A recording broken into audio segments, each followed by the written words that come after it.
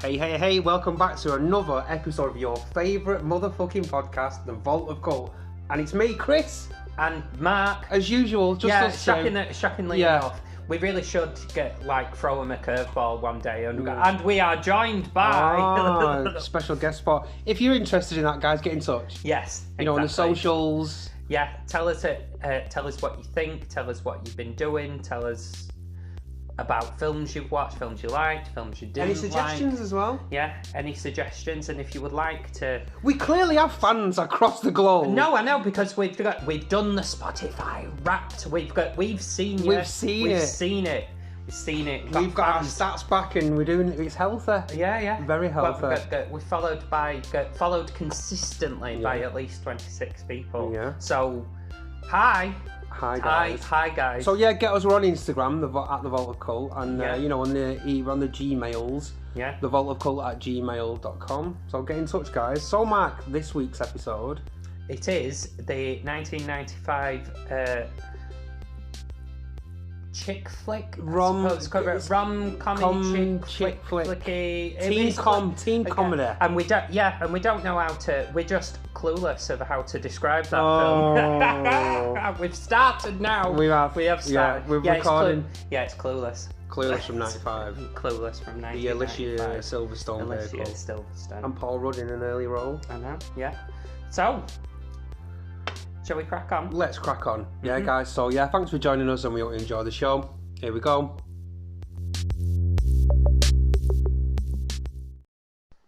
So, Mark, Clueless. Yeah, Clueless. 1995. Yeah, as you say, came out in 1995. July the 19th, 1995 in the US. I couldn't find when it came out the rest of the world. I did. Did you? Yeah, it came out the 20th of October 95. What, is that in the UK or UK. In the UK? Yeah. Oh, okay. Well, so still not very long after. It's great. Which is the norm at that time. You know, there's always a few months delay before. I've got the squeaky chair. You've got the squeaky chair today. Maybe we should swap the chairs out. Nah, fuck it. We've started, so we'll finish. I just think it's interesting that this film is so incredibly mid-90s, and it came out literally in the middle of the year, in the middle of the 90s. Yeah. And so, I've always found that quite interesting.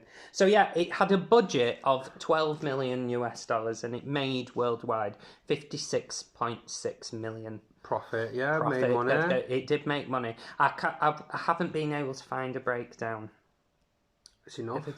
But still, breakdown or no breakdown, we'll just assume it's half and half. We'll we'll fake news it and just say it's half and half. We'll go with that. Yeah, and it's produced by Paramount Pictures.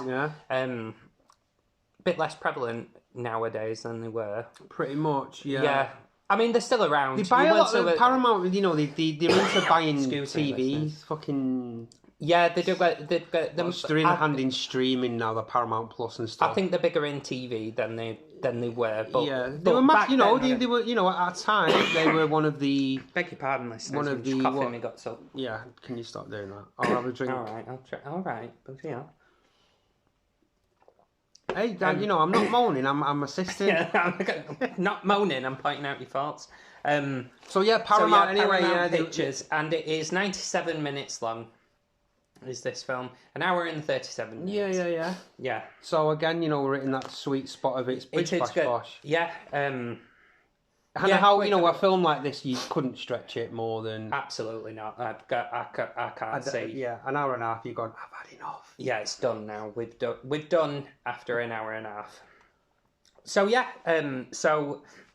Those are your base stats when it came out, how much money it made and who did it. Yeah, so a bit of a synopsis. So the film is about a teenager called Cher. She's a rich high schooler, and a new student starts at her school, so it helps her gain popularity.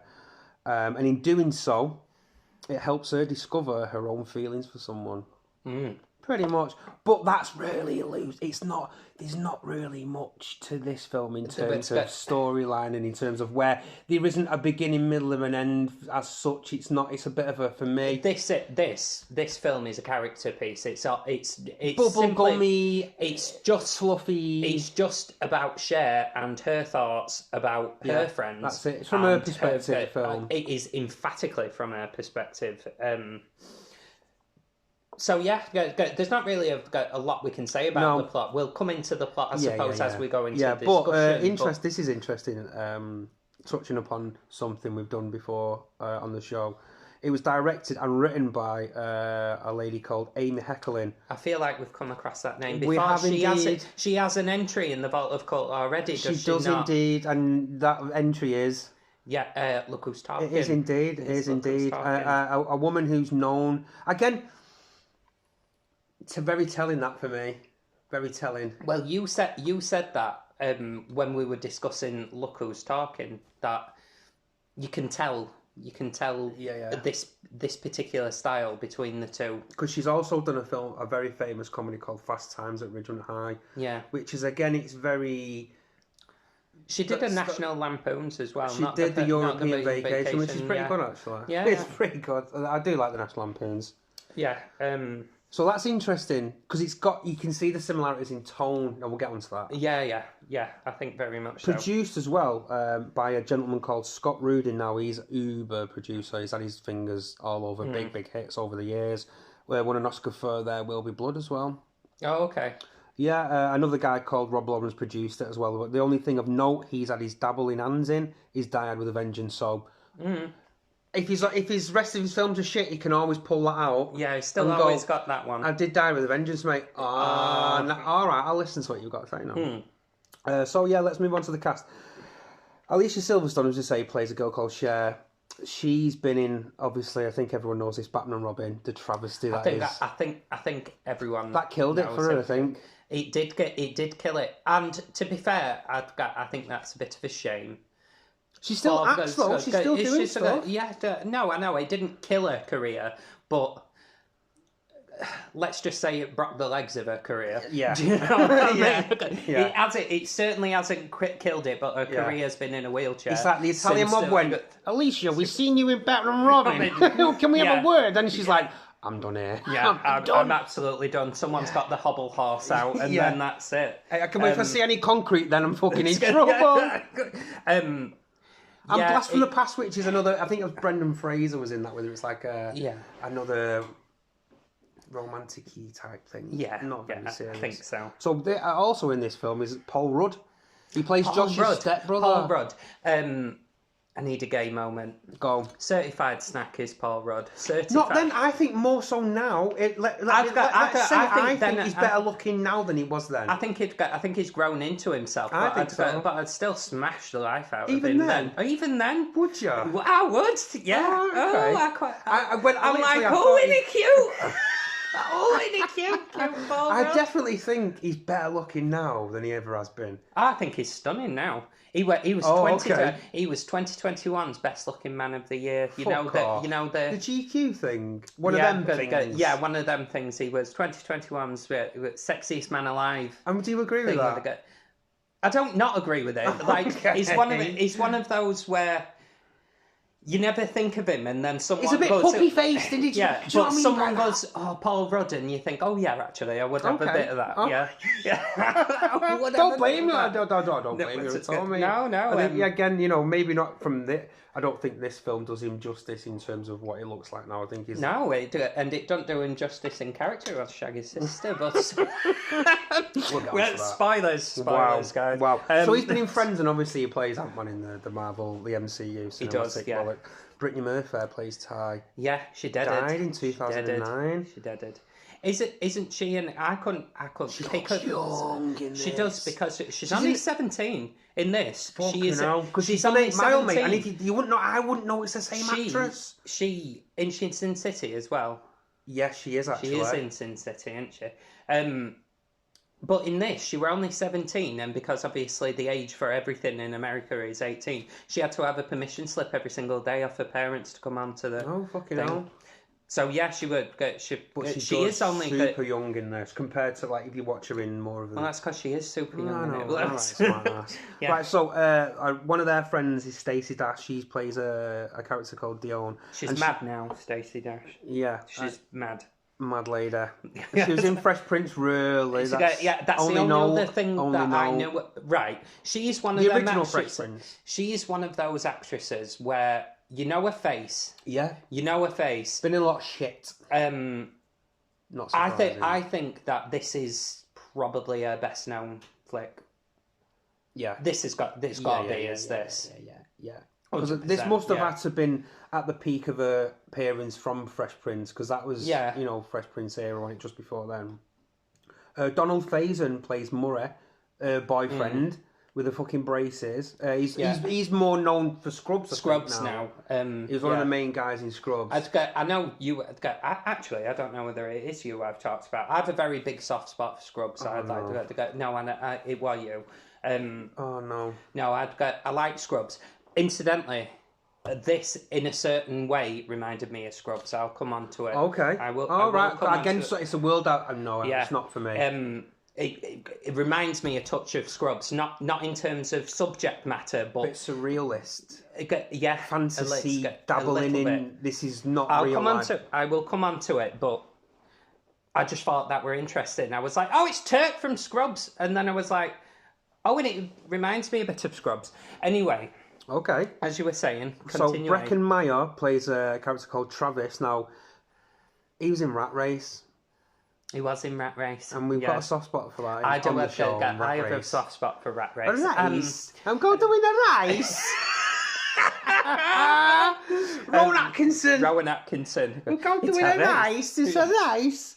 And he's in Road Trip as well. So he's been in a lot of comedy films. Teen comedy in films, the 90s. I suppose. Well... Not so much teen comedy. This is only one where I can think teen comedy. It's a lot of first year of college. Yeah. Like Road Trip and American Pie, but we'll get on to that. Is he in it? He's not in American Pie. No, I'm saying films like that. Yeah. He's not in that, no. So Justin Walker plays a character called Christian, who's the gay character in the film. I'll come on to him. Yeah, we will. He's been in fuck all of no. I've never seen him in anything. Unlike Paul Rudd, I said Paul Rudd is a certified snack. Not him. He's just a snack. Would you nibble? You'd be like, would you? You know when you're looking at the buffet at something, and there's... Is he the beige buffet? Yeah, and there's always like Bolovan's quiche chicken legs. Listen, let's just clarify this before we're going away. A buffet, guys, is like... I think everyone knows what a buffet is. No, but Pete, I'm trying to explain to our international listeners. Our international listeners. Yes. Oh, okay, go on. Get it in there. So a buffet is just like when you go to a party and there's just food. It's like food you have at a party. Buffets everywhere. In America they do, but I don't know what they do in Italy. Oh yeah, fuck knows. Well, anyway, yeah, there's just food, and you know where there's like proper snacks, like everyone likes your Scotch eggs and everything like that. And when people have them weird vol au vent things, yeah, we're like prawning and like this mushroom concoction, and you're like, I'll try it, and I'm like, I've tried it now. It's nice. I'm not. it now. Yeah, it's nice. I'm not too bothered. You stay over there, but I've had it now. But he's that. He's not a certified snack. I don't see it, mate, at all. Well, the reason that... I'll come on to the reason why I say that. But, okay, so, yeah, he plays Christian. So, Eliza Donovan plays Amber, and she's been in Sabrina the Teenage Witch, which Amber's like the bitch in that year, isn't she? Who they know, but they don't associate with her. She's like... The mouthy cunt who always has to say something. She's that mate we all had in high school who no one wants there in the group, and she's a bit of a bitch. Mate, I don't know how old she was this, but she looks fucking old. Really? Do you think that? I thought so. When she first appears in it, I was like, oh, she looks... You don't look like a teenager. She's not a teenager. Not at all. Oh, all right. I didn't really think. So, another character in the film, Dan Hedaya, who plays her dad. Best character in the film. 100%. He's like the guy that's going, what world am I fucking living in? Do you know what my favourite thing is? When Cher and Ty are sat... I've wrote it down. sat and it's like, this is my friend chair, and he just went, get out my chair. Mate, the best line in the whole film is when he goes, I've got a 45 and a shovel. Yeah, I've got a 45. I was like, best character in it. Favourite character in the whole film. I think my favourite line was when the gay lad comes to pick her up. Oh, yeah, when they go like, to the dance. And he's just like, what, so since Sammy Davis Jr. died, you figured that there's a space in the Rat Pack? That's the best character in it. I like it. He's the character in it. We'll get onto this, but I think he's the character in it that is just like sees like through the bullshit of the whole thing. Well, I think, what world am I living in here? No one lives in the world I'm living in. Yeah, no. I think that's fair. Another good character in it is Wallace Shawn, who plays Mr. Wendell, the teacher. He's been in loads of things. He always plays a teacher. He does. He does. Oh, but let me get onto it. Her dad in it was in Commando. Was he? He was in Commando. Oh. He plays like the baddie in Commando. Oh. But Mr. Wendell, played by Wallace Shawn, he's Rex from Toy Story, the voice of the dinosaur. He is. He's in also Princess Diaries. Princess Bride. Princess Bride, sorry, not Princess Diaries. Totally different film. One's regarded as an absolute masterpiece. I really like The Princess Bride, I'm sorry, but it's good. And the other's a Disney film. The other is a Disney film. So finally rounding out the cast of this film, Jeremy's sister, who plays Elton, is a bit rapey in it. He is a bit, and I've stuff to say about that whole sequence from beginning to end. I've got stuff to say. I have. Weird. But he's been in Law and Order, which is like an American. Right, who gives a fuck? Who watches that? I don't know, listeners. I think I might be a bit thirsty at the moment. He's a snack, but he's ruined by him being a bit rapey. Do you know what I mean? Okay. More so, I see the Paul Rudd. Let's go in gold, silver, and bronze, right? So Paul Rudd's your gold in this film. Gold. And I'd put him silver. Silver. And bronze is Christian. Yeah. If you can't get the top two, you know. Yeah. If you can't be the one you love the one you're going to get. Yeah. But it's ruined by the fact that his character's a bit rapey. Yeah. It's not there, guys. We'll come on to it. We will. So let's come on to it now, shall we? Yeah. Because I don't think I've ever watched this film ever from start to end. Oh, so this way you first watching. Yeah. I broke me Clueless cherry. Yeah. Well, that's worrying. I shall tell you later why I think that's probably worrying. Because I'm not sure people would enjoy this as a first watching. I'll come on to why I think that. But this is a teenager's film for a teenager of that period in time, very specific to that period in time. But anyway, so we've got some fun facts. It was filmed over 40 days in Beverly Hills. So it's not sets. It's in Beverly Hills. Yeah. Itself. It is an adaptation of Jane Austen's novel Emma. Yes, it's a loose adaptation. And this, in many ways, sparked off that bit of a renaissance of. We'll get on to that. Yeah, we will come on to it, but it bears saying. This will set a precedent going forward. Yes. Will this film? Yes. For that sort of thing, an adaptation of an old classic. The writer, what's her face, mate?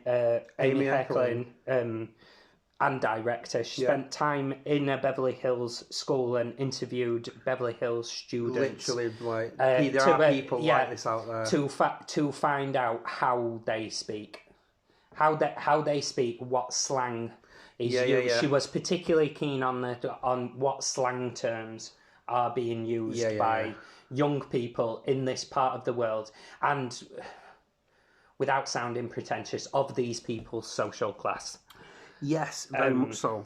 You know, I think it, like, just touching on that there, it's like words like as if, loser, like, you know, everyone don't like. Well, why don't, instead of saying like something, just say very similar to. I'm going to start saying that back to people. When I hear someone go, and it's like, and like, I'm like, reminiscent of. Yeah. No, but when we come on to talk about legacy, I have a lot to say about legacy on this particular issue. I don't want to shoot me load on that. No, don't. But thanks for teasing that, because there's stuff to say. There is about that. Alicia Silverstone, she'd won praise for appearing in an Aerosmith video, crying. I'm sure Liv Tyler's in that. I can't fucking stand Aerosmith. I'm sorry, like if you. Oh, I'm not. Why? I just maudlin and boring, and I mean. Right, so so their album Pump is one of my favourite albums. Good for you. Enjoy yourself. Because it's a fucking great album. I'm sure it is. Enjoy your life. But I get I get why you like it or you don't. Yeah, and I don't. Even I don't like crying, but I like. No, I know. Maudlin and boring and fucking shite. Yeah. Good video though. Well produced video. Yeah.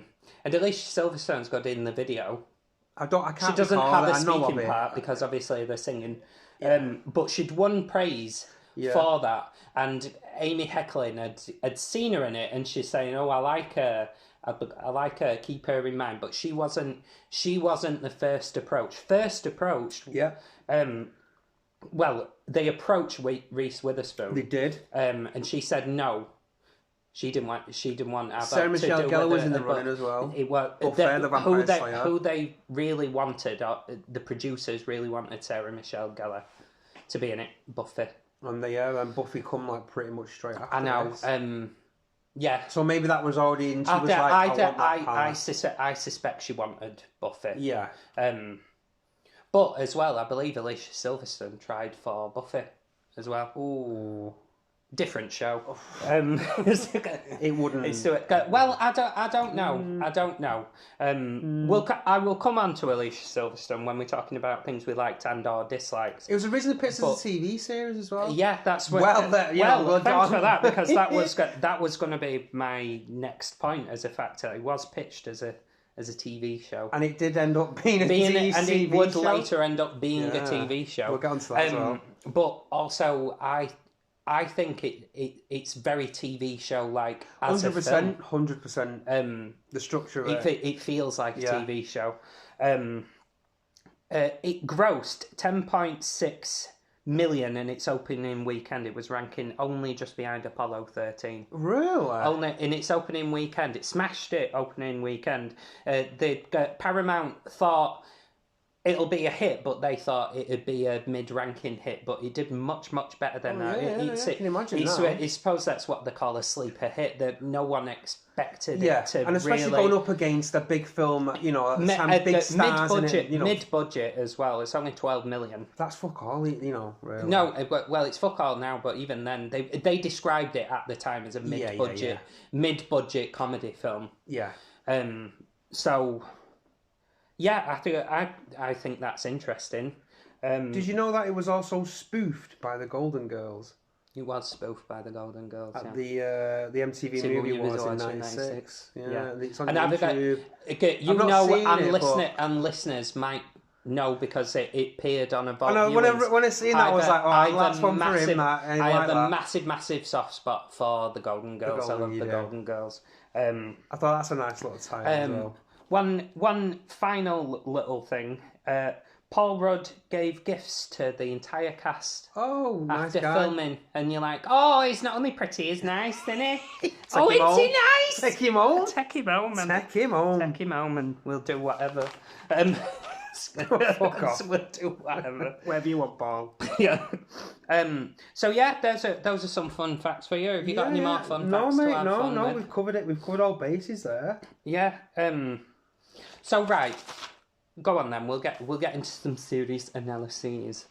So, I mean, okay, right. So, like I said, I don't think I'm on this fucking squeaky chair. I've never watched this film from start to finish because it's not in my wheelhouse. It's not something.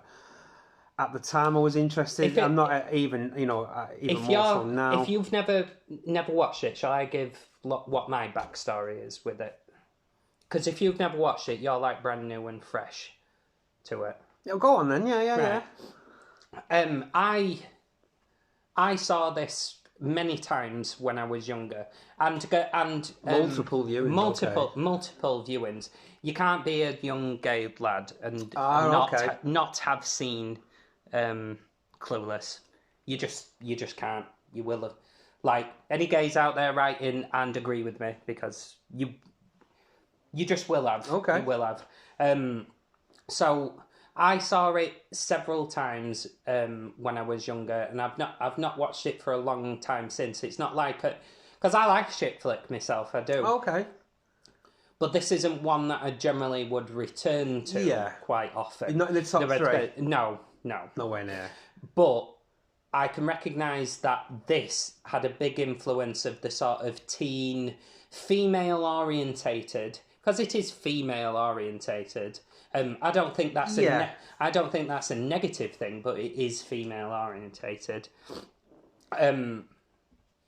It would have a huge influence on the ones that came about. Like I could put here, Legally Blonde wouldn't have happened without this film. Yeah, Now, Legally Blonde is a better film than this. Again, I doubt you've seen Legally Blonde, but no, better film than this, but wouldn't have happened without this. I mean, like you said there before, it was the first one. I think it was the bridge between the early 90s slacker films. Like I don't know if you know, like Clerks and Clerks, like there's a Mallrats. That kind of thing. And obviously, what happened with Clueless was it turned into these teen dramedy comedy. They played all in that pool, like She's All That. Can't Hardly Wait, Never Been Kissed, and 10 Things I Hate About You. Yeah, all that. But then I think what happened is after that, when people got bored of that cycle, it started with the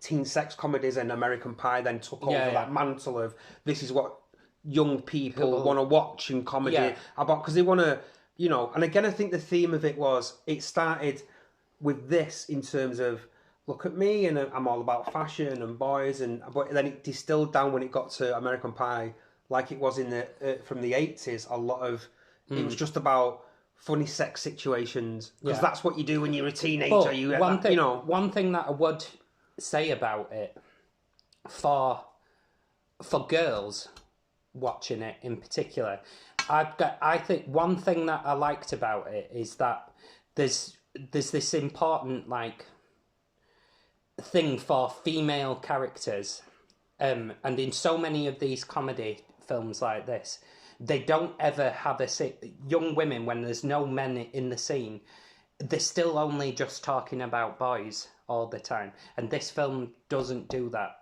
and that's quite refreshing and quite nice, because it's not because when we'd come on to those teen raunchy ones, all the women characters merely exist because of the male characters. Literally 4 years later, American Pie came out in 99. And those girls just exist essentially to service the plot of the male characters. 100%. These don't. They've got... Because this film is from a female perspective. And I do like that. Even when there's a scene where there aren't boys involved, they still talk about things that aren't related to men.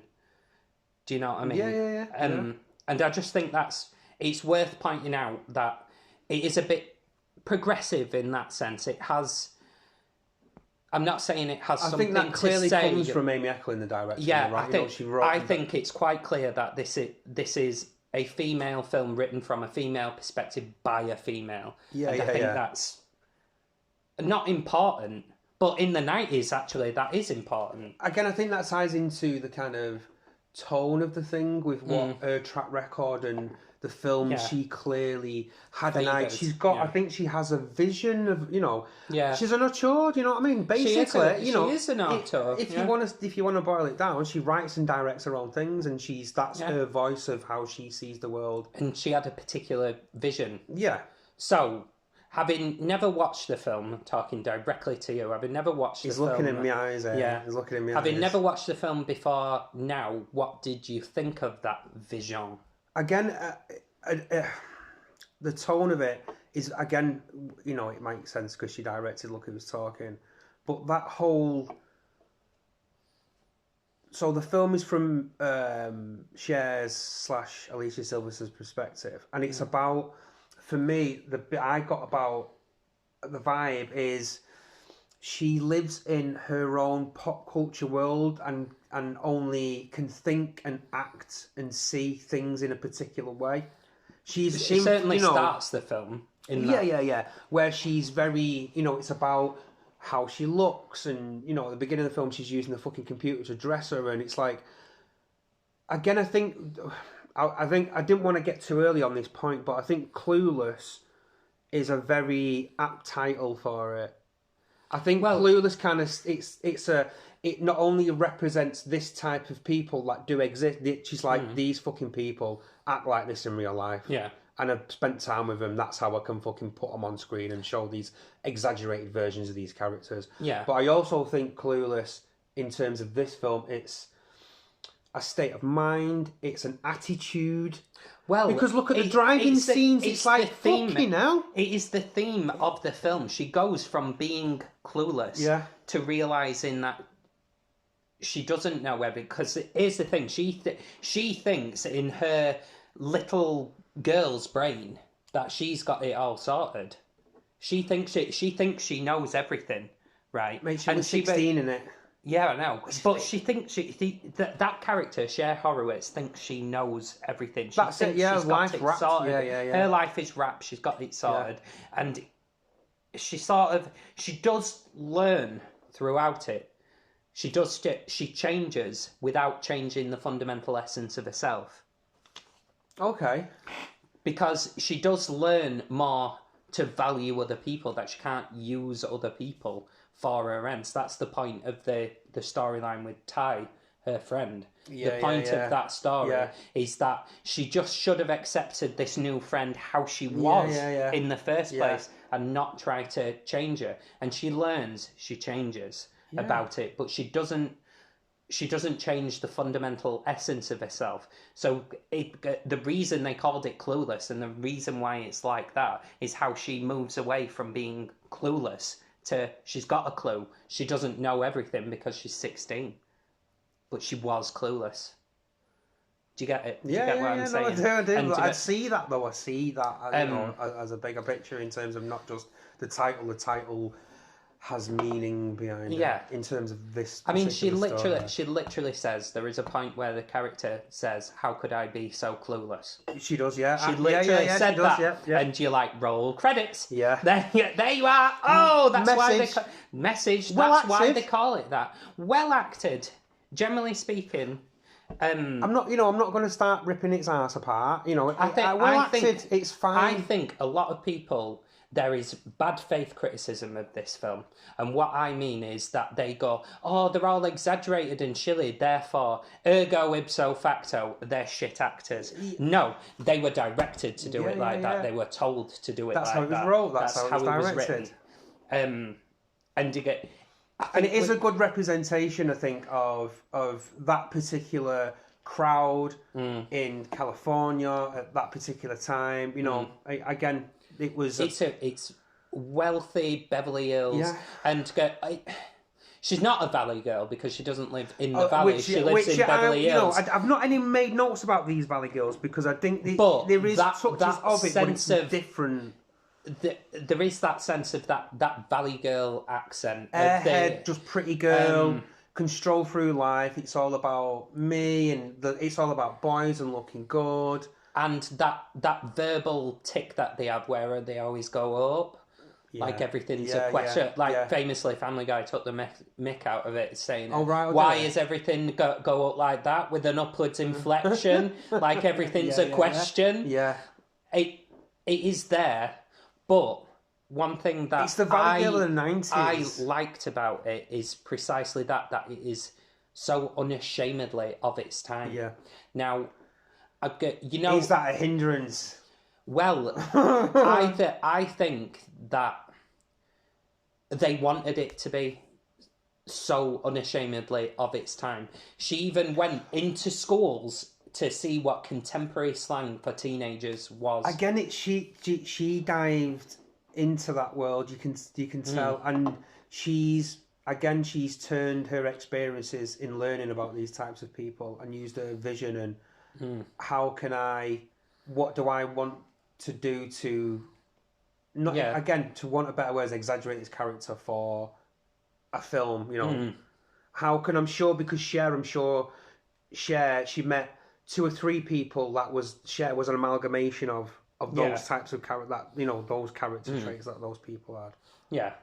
And I think it's definitely there, and I do appreciate something totally of its time, because I do think if you're going to make a comedy film that's going to last, and I think it's fair to say that it has lasted. Well, it was good. You know, at the time, the reviews were decent. The reviews were decent. The reviews were decent, well regarded, positive.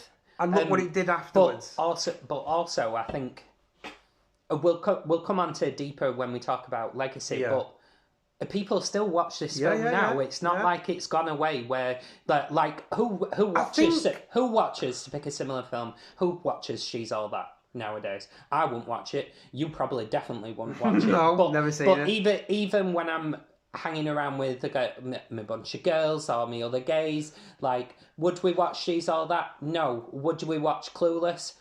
Very possibly. Do you know what I mean? Yeah, but it is one of them films that has... Yeah. Again, that's why we thought it'd be interesting, guys. To talk about it on the Vault of Cult, because I think in a way, even though I think some people would blanch at the left field choice almost. Yeah, I think people would shy away from calling it a cult classic, but I wouldn't. Not classic, a cult film. I think people would shy away from that unfairly. Yeah, and I think a bit sexist why some people would shy away from calling it that. Okay, but I think it is a cult film. It is. I agree, 100%. So I think we're justified in talking about it. And even more so now that I've watched it. Yeah, I get it. Because I think I think the film is more of for me, not a film I would revisit, but I've enjoyed pulling a lot of stuff out of it. Yeah.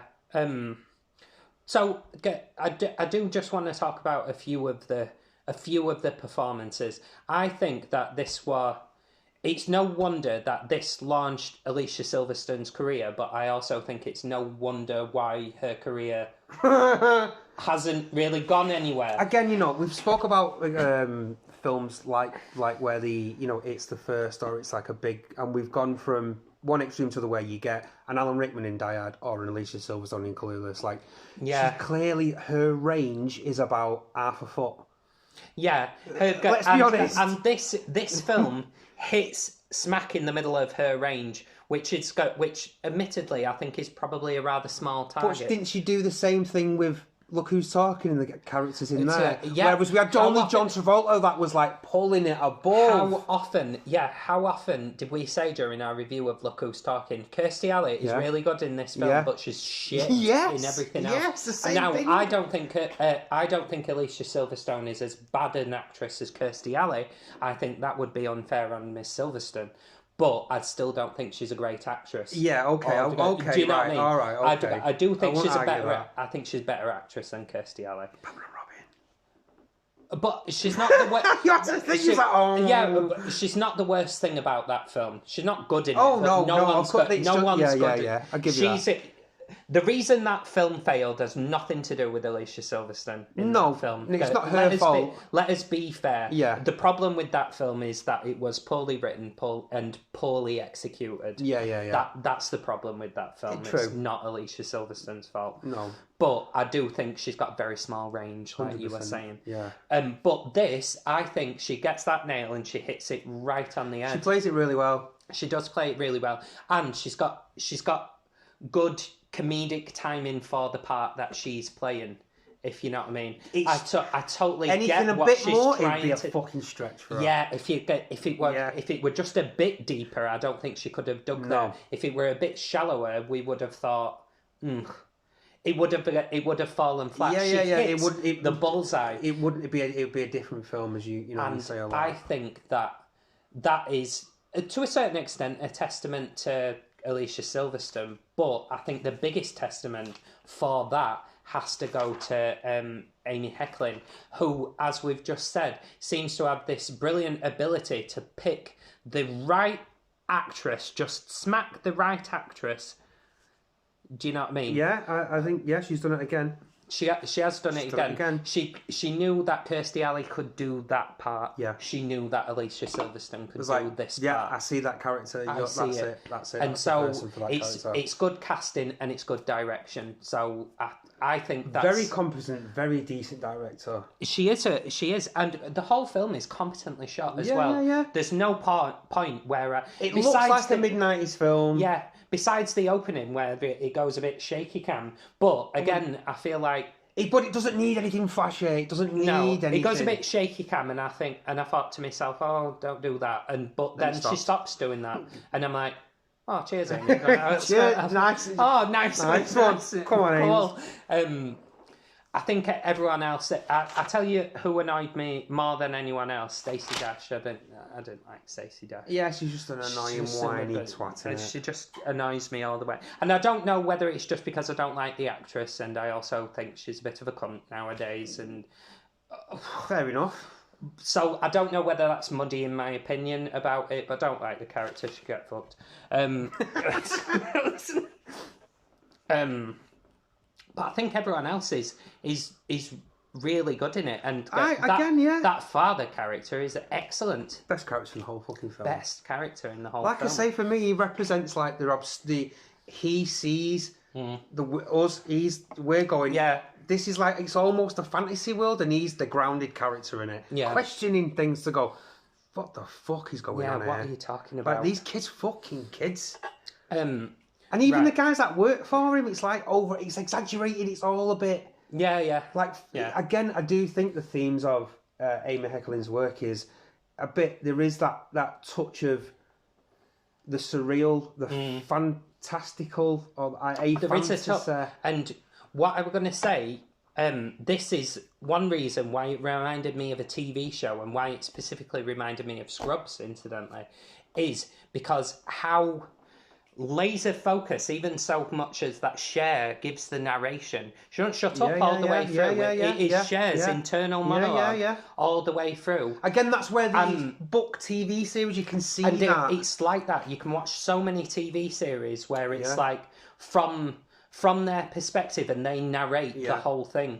And Scrubs, the reason why I pointed out Scrubs was not just because Turk was in it, because the main character in that, JD, who's played by Zach Braff, everything is from his internal monologue. He narrates the series. So the series is from his perspective. It's from his perspective, and he narrates the whole series, and in a literal sense narrates it as well. And Alicia Silverstone does the same thing with this. Everything is from her internal point of view. And so that I both liked and disliked how TV it was. I can tell that it was pitched as a TV show. You can tell that it's almost structured. So. The story beats go. I'm doing a wave motion, guys. The story beats go like it goes up and down like a TV show. It does. Like that. Like you have one mini plot. Mini plot is almost immediately resolved. Yeah. Again, this is what I'm saying about like it's not. It doesn't have a beginning, middle, and end. It's not. No, it just sort of bounces to a conclusion. The conclusion being Shaggy's stepbrother, and she's only 16, which is a bit. How old's Paul Rudd supposed to be in it? 21. Oh, 21. We've got. Well, he'll be in his first year of. We've got problems, and college. Well, not if you live in the UK. But they don't. This is what I was like. Yeah, there's a few things, I don't know if you want to move on to it. There's a few things in the film that I'm not entirely comfortable with. But all right, we'll talk about things that we didn't like about it. Right. So the first thing I didn't like is that stupid lip bite she does, a signature Alicia Silverstone move. What? That lip bite that she does. Yeah, that's the one. Yeah. She does it fucking. That's her signature move. I know.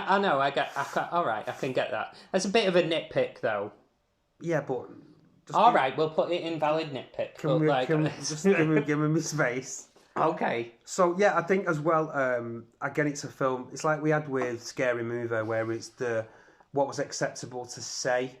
Oh, I've put a few of these. Go on. Weird use of language today. Retard gets dropped. A lot, yes.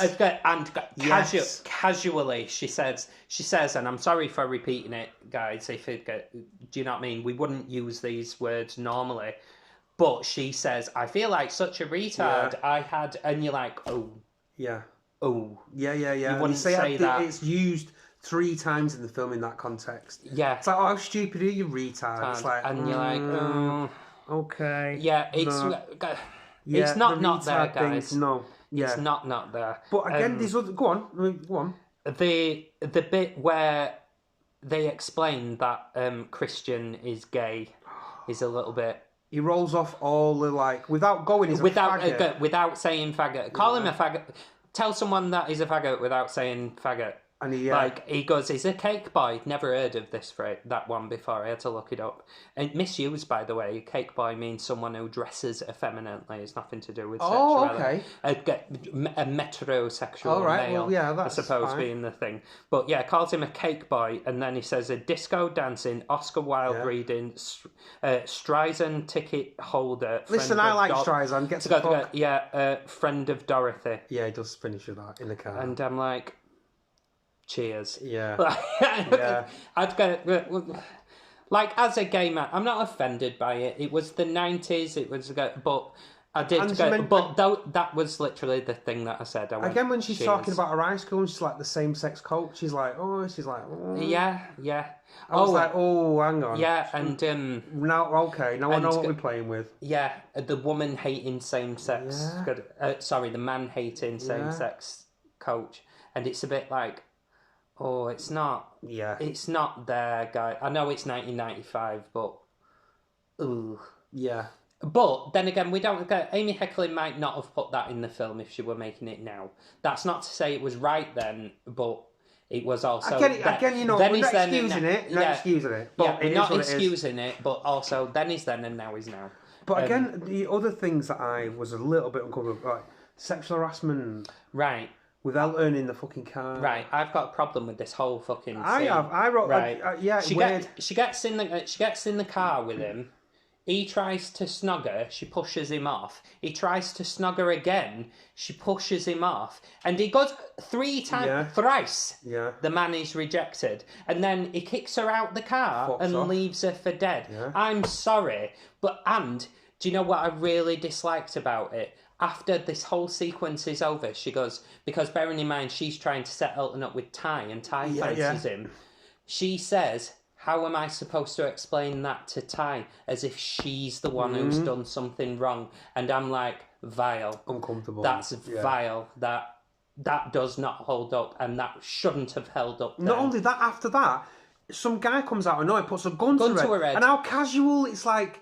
Hang on a minute. The tone for me, I'm not comfortable with that now. Yeah. So after she's just nearly been... She hasn't nearly been raped because there's never any implication He's that... He's forcing himself on her, though. But he is forcing himself on her. Right. So after we've just had a vaguely rapey scene, we go and she gets robbed at gunpoint. Yeah, literally straight after. Which they play for laughs. Which... I'm not mad at the fact that they played it for laughs, but just bang straight after what we've just had. And then she rings her stepbrother / who she'll hook up with, her ex-stepbrother.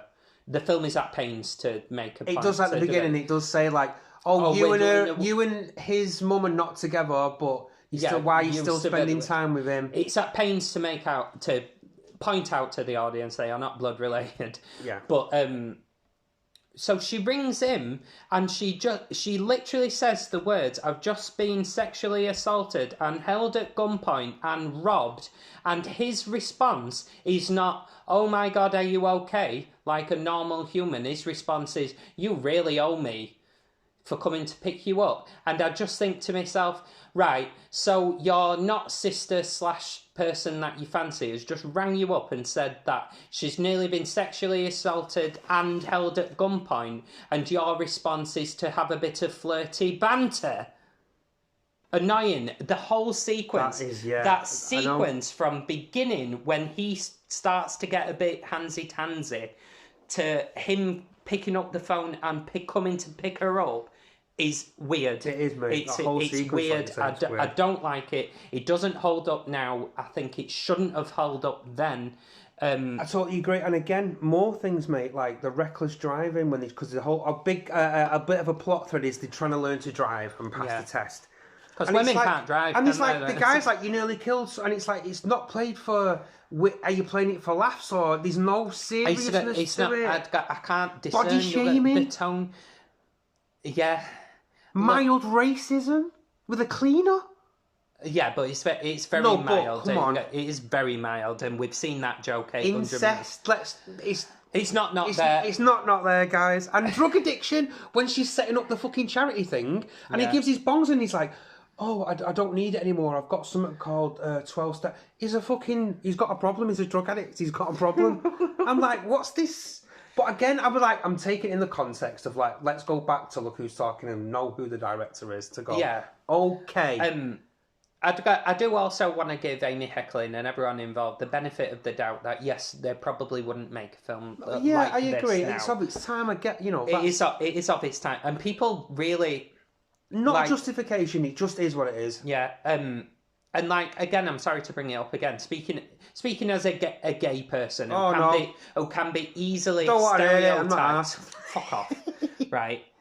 Who can be easily stereotyped. Yeah. Look, the 90s were not a good time. The 80s and 90s were not a good time for gay representation. 100%. But equally, they're not a good time, generally speaking, for female representation or black representation. It's just, it was part of the culture at the time. That is regrettable, but it just wasn't how it was. Yeah, 100%. It just, again, we can't change the fact. We can only look at it now. That's what I've put. That what I liked about it was how unashamedly of its time it was. Also, what I didn't like about it is how unashamedly of its time it was. It is. It's totally fair. And I think that's perfectly fair dichotomy to have in your head about this film. It's both those things. You'll like and dislike how 90s it is. Which is, again, I think I've got a, I'm coming at it from that angle to go, I'm looking at it from it as a now, and not like something I was remembered from something I'd watched previous. You see, I always have to look at it slightly because it's just part of who I am. I am an historian, so I can look at it as a piece of media from the past. Yeah, definitely. Quite easily, but it is uncomfortable. All these things are there. They're not there, like you say. Do you know what I mean? And again, it's such a two-faced film, and what I mean by it is not how the characters act. Is that the thing that I like about it is also the thing that I don't like about it. I like how emphatically from Cher's point of view it is, but I also dislike it in the sense that every other character exists to serve Cher in the plot. It's almost like they don't exist without Cher Horowitz being physically but that's what present. I'm saying about it. It's like it's her box, and there's no outside of that box, and she's got her own fucking borders and parameters, and she can only think in those terms. But I think it's almost like plot points, story beats don't matter if it doesn't serve Cher's point of view in the plot. Like they were trying to set up the two teachers so she could improve her grades. Yeah. Near the beginning, and there's a plot point where she gives a cup of coffee to him, and say, "Why don't you go to Miss Guy's and try and set up talk to her?" But she says it as though like they'd been thinking about dating for a while, but we'd only had the establishing scene, the scene before. Yeah. And I'm like, you've rushed that for the sake of Cher's narrative. Rather than the sake of... And so what I mean is the whole plot revolves around Cher. Cher is the quintessential Mary Sue. She is a Mary Sue character in the sense of the plot revolves around her totally. Do you know what I mean? Yeah, no, you're right. And that's, once again, this two-faced nature of it. It's the thing I like about it, how emphatically from her point of view it is, but I also think sometimes it disserves the wider... is the detriment to the wider narrative that you're trying to create here. But this is a thing, and maybe it isn't supposed to be that. Again, going back to, let's look at the director's previous style and work and... go, all right, I'm seeing it in that particular context. But no, I totally agree with it because it is all about her and through her eyes and what she can discard and pick up threads when it suits her. Yeah, it's almost like she'll put... because they leave the teachers getting together plot line. Because she only likes it. She only starts to feel like I've got feelings for my stepbrother. Her ex-stepbrother when her friends like shows interest. Yeah, but and she only wants to pass driving because her other friends learning to drive, and she only wants to think about sex because her other friends had sex now. You're on the 16. Yeah. Let me just get that back in there. She's on the 16. It's a bit again. That is a little bit. It's But I'm going to end this little section on a positive note. I think the soundtrack is really good.